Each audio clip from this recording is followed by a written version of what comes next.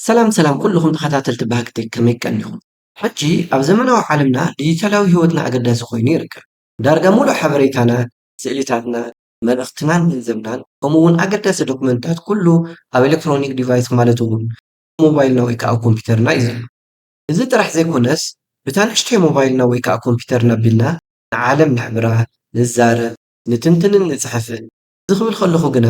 ኢንተርኔት ብምጥቃም ማለት እውን ዝተፈላለዩ ሶሻል ሚድያ ከም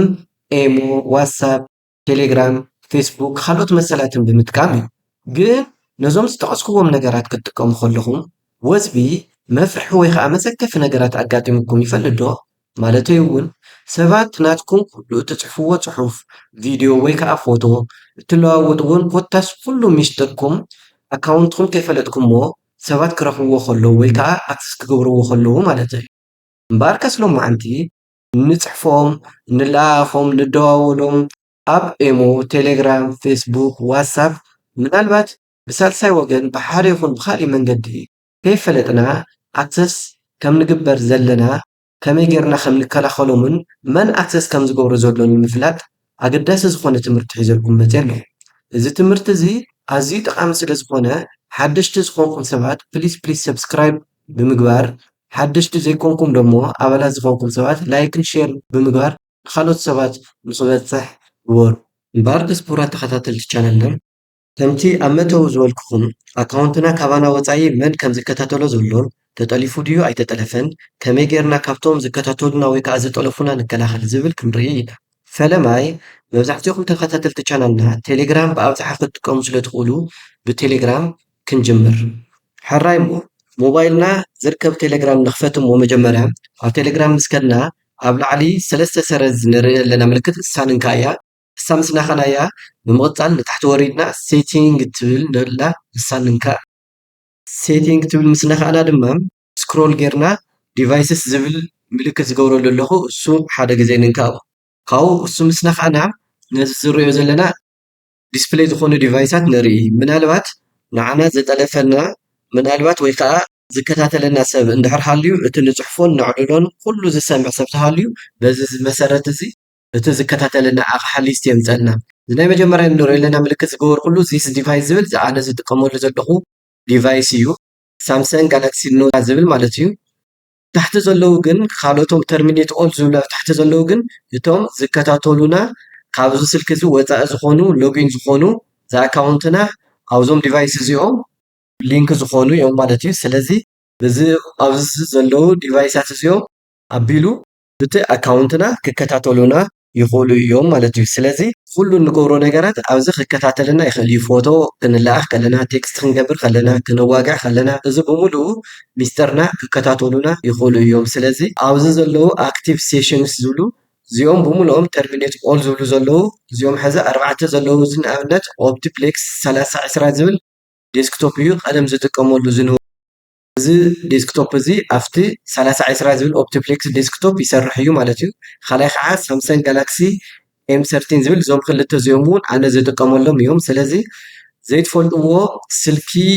ኣብዚ እንድሕር ሃልዩ ኣብዚ ኣቲኹም ክተውፅዎ እኒአኩም ናይ ግድን ተዘይኮይኑ ግን እቲ ንሕና ንፀሓፎ ይኹን ንደዋወሎ ክፈልጡና ወይ ከዓ ክከታተሉና ይኽእሉ እዮም። ስለዚ ኣብዚ ክሊክ ጌርና እንታይ ዝብል ኣሎ እዚ ከምዚ ዓይነት መማረፅታት የምፀልና ኣብቲ ዲቫይስ እሱ ኣድራሽኡ ኣበይ ምዃኑ ኣክሴፕት ኮዱ እንታይ ምዃኑ ገለ ዲቴይል ዝኾነ ኢንፎርሜሽን ይመፀልና። ስለዚ ተርሚኔት ሴሽን ክንብሎ ከለና እዚኣ ክሊክ ክንገብር ከለና እቲ ዲቫይስ እሱ ክወፅእ ይኽእል ማለት እዩ። ስለዚ እቲ ዴስክቶፕ እሱ ኣውፂናዮ ኣለና። ስለዚ ነንሕድሕዱ ኣብዚ ዘለዉ ሊስትታት ንፈልጦም እንተኮይንና ፅቡቕ ዘይንፈልጦም እንተኮይንና ግን ብምሉኦም ተርሚኔት ሴሽን እናገበርና ከኣካውንት እሱ ካብቶም ዘይንፈልጦም ዲቫይሳት ንክወፅእ እንተዘይኮይኑ ግን ኩሉ ንሕና ዘዕለልናዮ ይኹን ዝተፀሓፍናዮ ይኹን ፎቶ ዝተለኣኽናዮ ይኹን ዝተፈላለዩ ሚስጥራት ዝተቀያየርናዮ ኩሉ ብዚ ትራክ እናገበሩ ክከታተሉና ይኽእሉ እዮም። ስለዚ እዛ ዚስ ዲቫይስ ትብል ዘላ እዛ ኣቕሓ እዚኣ እያ ሞባይል እያ። ካብኡ ዘሎ ግን ብምሉኡ ግን እቶም ሰባት ንዓና ዝከታተሉና ወይ ዝጠለፉና ክኸውን ስለ ዝኽእል እዚኣቶም ብምሉኦም ተርሚኔት ብምግባር ናይ ባዕልና ኣካውንት ሴኪር ክንገብር ክንክእል ንኽእል ኢና። ክቡራት ተኸታተልቲ ቻነልና ሕዚ ድማ ከመይ ጌርና ኣብ ኤሞ ኣካውንትና ሰባት ዝከታተሉና ምህላዎም ከመይ ጌርና ክንፈልጥ ንኽእል ዝብል ንርአ። እሺ ፈላማይ ኣብ ሞባይልና ዝርከብ ኤሞ ኣፕሊኬሽን ንክፈት ምስ ከፈትና ኤሞ ነኺድሞ ናብ ኤሞ ክሊክ ምስ ገበርና ድማ ፕሮፋይል ዝብል ንንካእ ፕሮፋይል ዝብል ምስ ነካኣና ድማ ቀፂሉ ሴቲንግ ዝብል ንንካእ ሴቲንግ ውሽጢ ድማ እንታይ ዝብል ኣሎ ማኔጅ ዲቫይስ ዝብል ኣሎ እዚ ማኔጅ ዲቫይስ እሱ ንንካእ ካብኡ ማኔጅ ዲቫይስ ምስ ነካኣና ኤሞ ደስ ዝብል ነገር ንሕና ተዘይፈቂድና ማንም ሰብ ክጠልፈና ወይ ከዓ ንሕና እንቀያየሮ ሓሳብ መልእክቲ ክርኢ ኣይኽእልን ምክንያቱ መልቲ ዲቫይስ ዝብል መማረፂት እኒኣ ኦን እና ኦፍ ዘለዋ ስለዚ እሳ ኦፍ እንድሕር ጌርናያ ማንም ሰብ ናይና ኣካውንት ክጠልፍ ኣይኽእልን ስለዚ ብክልተ ሞባይል ክጥቀም እንድሕር ደሊና ጥራሕ ኢና እታ መልቲ ዲቫይስ ትብል ክነብርሃ ንኽእል ማለት እዩ ስለዚ እዛ መልቲ ዲቫይስ እዚኣ ተዘይበሪሃ ማንም ሰብ ኣካውንትና ክጠልፈና ኣይኽእልን መጀመርያ ባይ ዲፎልት እዛ መልቲ ዲቫይስ በሪሃ ድያ ኣይበርሀትን እንድሕር ሴኪርድ ክንገብር ደሊና ኣካውንትና እዛ መልቲ ዲቫይስ እዚኣ ክነጥፋ ኣለና ኩሉ ግዜ ማለት እዩ መልቲ ዲቫይስ ማለት እንታይ ማለት እዩ ልዕሊ ሓደ ዝኾነ ዲቫይስ ኣክሰስ ክግበር ከሎ ኣካውንትካ ማለት እዩ ስለዚ እዛ መልቲ ዲቫይስ እዚኣ ኢኔብል እንድሕር ጌርናያ ግን ሰባት ወይ ከዓ ካልኦት ዲቫይሳት ኣክሰስ ክገብሩ ኣካውንትና ንፈቅድ ኣለና ማለት እዩ ተዘይኮይኑ ግን ኣብዛ ታሕቲ ዘላ እታ ናይ መልቲ ዲቫይስ ኦን እንድሕር ጌርናያ ኣብታ ታሕቲ ኦንላይን ዋን ትብል ኣላ ልዕሊኡ ዲቫይሳት ካልኦት ተሃልዮም ብትሕቲኡ ዝርዝር ይመፁ እዮም ስለዚ ናብኦም ኣቲና እውን ብቀሊሉ ናይ ኤሞ ክነጥፍእ ንኽእል ኢና ማለት እዩ ስለዚ ኣብ ኤሞ ዘሎ እውን ማኔጅ ንምግባር ከምዚ ጌርና እታ መልቲ ዲቫይስ ኦፍ ብምግባር ኣካውንትና ሴኪርድ ክንገብር ንኽእል ኢና ማለት እዩ እምበር ክስኩራት ተኸታተልቲ ቻናልና ሕዚ ድማ ከመይ ጌርና ኣብ ፌስቡክ ኣካውንትና ሰባት ዝከታተሉና ምህላዎም ዘይምህላዎም ከመይ ጌርና ክንፈልጥ ንኽእል ዝብል ንርአ ኢንፋክት ፌስቡክ ካሊእ ስፍሕ ዝበለ ሰዓት የድልዮ እዩ ነገር ግን ከመይ ገይሮም ሰባት ይከታተሉና ወይ ከዓ ከመይ ዓይነት ዲቫይሳት ኣብ ፌስቡክና ሎጊን ኮይነን ኣለዋ ዝብል ክንርኢ ከለና ብሓፂሩ መጀመርያ ናብ ፌስቡክ ዝብል ኣፕሊኬሽን ኣብ ሞባይልና ንኽፈት እሞ ካብኡ እሱ ምስ ከፈትናዮ ድማ ኣብ ላዕሊ ሰረዝ ሰለስተ ሰረዝ ዝብል ኣሎ እተን ሰለስተ ሰረዝ ኣብ ላዕሊ ዘለዋ ክሊክ ንገብረን ማለት እዩ እሰን ክሊክ ምስ ገበርናየን ካብኡ ሴቲንግ ኤንድ ፕራይቬሲ ዝብል ኣሎ ታሕቲ ሴቲንግ ኤንድ ፕራይቬሲ ዝኒኦ እሱ ንንካእ ማለት እዩ እሱ ምስ ነካእና ሴቲንግ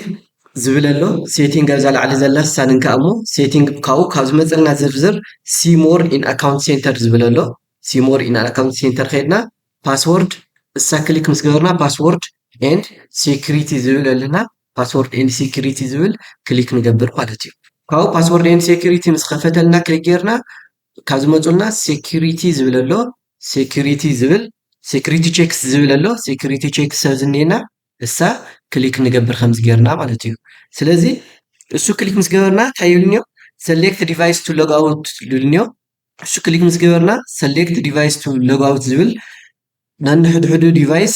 ይመፀልና ኣሎ ማለት እዩ ነንሕድሕዱ ዲቫይስ ኣብዚ ዘሎ ሕዚ ኣብ ቴሌግራም ዝረኣናዮ ሳምሰንግ ጋላክሲ ኖት ኣብ ቴሌግራም እውን ርኢና ኢና እዚ ሕዚ ዝጥቀመሉ ዘለኹ ሞባይል እዩ ካልኦት ሎጊንስ ኦን ኣዘር ዲቫይስስ ዝብል ዘሎ እዚኦም ብምሉኦም ኣብዚ ዘለዉ ዲቫይሳት ናተይ ኣካውንት ዝኣተዎም ዲቫይሳት እዮም ማለት እዩ ስለዚ እዛ ናይ መጀመርያ ኣብዚ ዘላ እዛ ሕዚ ዝጥቀመላ ዘለኹ ሞባይል ሪከርድ ዝገበረላ ዘለኹ ሞባይል እያ ኣብ ቴሌግራም እውን ዓንተዊ ቱቶርያል ኣሪአኩም እየ እዚኦም ብምሉኦም ኣብ ታሕቲ ዘለዉ ግን ሎግ ኦን ኣዘር ዲቫይስስ ዝብሉ ንኣብነት ሳምሰንግ ጋላክሲ ኤም 13 ዝብል እዚኦም ብምሉኦም ስክሮል ገይረ እዮም ዘለኹ ብኣካውንተይ ኣትየ ዝተጠቐምኩሉ እዩ ስለዚ ሰሌክት ክገብሮም ይኽእል እየ እዚኣቶም ሰሌክት ገይረ ከጥፍኦም ይኽእል እየ ማለት እዩ ሰሌክት ክገብሮም ከለኹ እዚ ታሕቲ እንታይ ዝብል ኣሎ ቼክ ቦክስ የምፀለይ ኣሎ መልቲፕል ቼክ ቦክስ ክገብር ይኽእል ወይ ከዓ ሰሌክት ኦል እውን ኢለ ክመርፆም ይኽእል እየ ማለት እዩ ስለዚ ከምዚ እናገበርና ሰሌክት ንግበሮም እሞ ወይ ከዓ ሰሌክት ኦል ኣብዚ ዝብል መማረፂት እኒኣ ሰሌክት ኦል ክገብር ከለኹ ኩሎም 28 ሰሌክትድ ዝኾኑ ዲቫይስ ኣለዉ ስለዚ እዚኣቶም ሲምፕሊ ሎግ ኣውት ክገብሮ ካብዚ ኢለ እቲ ኣካውንተይ ሴፍ ክገብሮ ይኽእል እየ ካብዚኣቶም ብምሉኦም ዘለዉ ሎግ ኣውት እንድሕር ገይረዮ እስካብ ሕዚ ዝከታተሉኒ ዝነበሩ ወይ ከዓ ናተይ ኣካውንት ኣክሰስ ዝገብርዎ ዝነበሩ ዲቫይሳት ብምሉኦም ሎግ ኣውት ይገብር ማለት እዩ ዋንስ ከዚ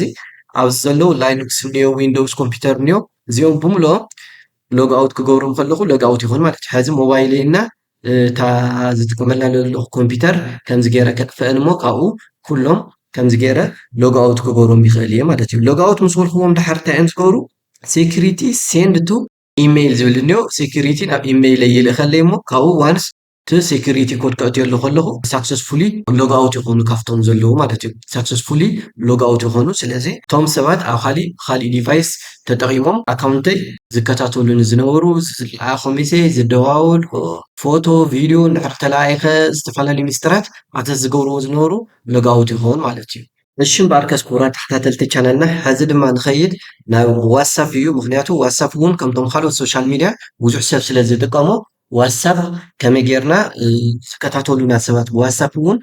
ክንፈልጦም ንኽእል ከመይ ጌርና ሎግ ኣውት ክንገብረሎም ንኽእል ዲቫይሶም ብካሊእ መዓልቲ ሃክ ንኸይገበሩና ሕዚ ከዓ ናይ ዋትሳፕ ክንርኢ ኢና ኣብ ሞባይልና ዋትሳፕ ትብል ኣፕሊኬሽን ንክፈት መጀመርያ ዋትሳፕ ምስ ከፈትና ልክዕ ከም ናይ ፌስቡክ ሰለስተ ሰረዝ ዘለዋ ኣብ ላዕሊ እንኣ ሰለስተ ነጠብጣብ እሳ ክሊክ ንግበር ማለት እዩ ክሊክ ምስ ገበርና ሊንክድ ዲቫይስ ዝብል ኣሎ ሊንክድ ዲቫይስ ዝብል እዚ ይመፀልና ስለዚ ኣብዚ ሊንክድ ዲቫይስ እዚ ንኣብነት ሕዚ ናተይ ምስ ማንም ሊንክ ይኮነን ዋትሳፐይ ግን ሊንክ ዲቫይስ ዝብል ዘለና ዝርዝር ናይቶም ዲቫይሳት ይመፁና ልክዕ ከም ናይ ፌስቡክ ኣብዚ እውን ሎግ ኣውት ብምግባር እቶም ዲቫይስ መሪፅና ሎግ ኣውት ብምግባር ኣብ ዋትሳፕና ዝከታተሉና ሰባት ወይ ከዓ ዝጠለፉና ሰባት እውን ክንፈልጦም እንመን ምዃኖም እውን ከመይ ጌርና እውን ሎግ ኣውት ከም ንገብር ከምዚ ጌርና ክንፈልጥ ንኽእል ኢና ስለዚ ኣብዚ ሕዚ ንኣብነት ኣነ ክልተ ዓይነት ኣካውንት እዩ ዘለኒ ስዊች ኣካውንት ከመይ ጌርካ ከም ዝግበር ዝብል ወይ ከዓ ክልተ ኣካውንት ከመይ ጌርካ ይፍጠር ዝብል ኣብ ካሊእ ቱቶርያል ከርእየኩም እየ ሎማዓንቲ ግን ብዛዕባ ኣብ ዋትሳፕ ከመይ ጌሮም ሰባት ክከታተሉና ይኽእሉ ከመይ ጌሮም ሜሴጅና ከንብቡልና ይኽእሉ ዝብል ዝነበረ ከመይ ጌርና ውሑስ ንገብሮ ከመይ ጌርና ሰኪር ንገብሮ ኣካውንትና ዝብል ከምታ ዝረኣናያ ስቴፕ እያ ትኸውን ነይራ እምበኣር ከስ ክቡራት ተኸታተልትና ንሎማዓንቲ ዘዳለናዮ ፕሮግራም ነዚ ይመስል ነይሩ እዚ ቪድዮ እዚ ኣዝዩ ይጠቕመኩም ኢለ ይኣምን እዚ ቪድዮ እዚ እንድሕር ፈቲኹሞ ፕሊስ ላይክ ሼር ግበሩ ሓደሽቲ እንድሕር ኮይንኩም ከዓ ንኣባላትና ፕሊስ ሰብስክራይብ ግበሩ ኣብ ካሊእ መዓልቲ ብካሊእ ፕሮግራም እስካዕ ንራኸብ ሻሎም ድሓን ኩኑ